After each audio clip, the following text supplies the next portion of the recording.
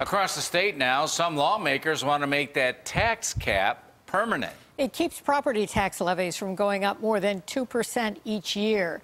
But as News 4's Chris Horvatis tells us, some local officials are raising concerns about this. Chris? Well, Jackie, that tax cap was passed in 2011 and is set to expire in a few years. But there is a bill in Albany, which the Senate has already passed, that would make it permanent. And it's scaring local town supervisors who are trying to figure out how to pay to keep their communities running. Needs some reform. Marilla Town Supervisor Earl Gingerich Jr. is one of them. He took office in 2014 and since then says the bills keep going up and there's nothing he can do about it. It's too many things the state requires us to do that drives up costs. It should be more focused on controlling the spending. And since state law says the town can only increase tax levies by 2% or the rate of inflation each year, that's a problem. One example of the issue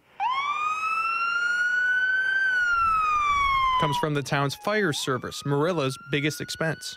The state continues to mandate onto our volunteer fire companies what requirements you got to meet. One of the examples I just gotten is their air packs.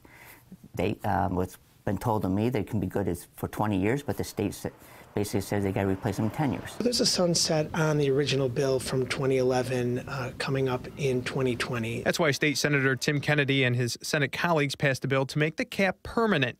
It hasn't been voted on in the Assembly yet. When we put the tax cap in, it ensures that government's living within its means, but it also ensures that the state needs to step up and put forward the proper amount of resources that local level of government can properly function. I think the local governments would say that's not happening, though, that last part. It depends which government that you're speaking with. I do not see it.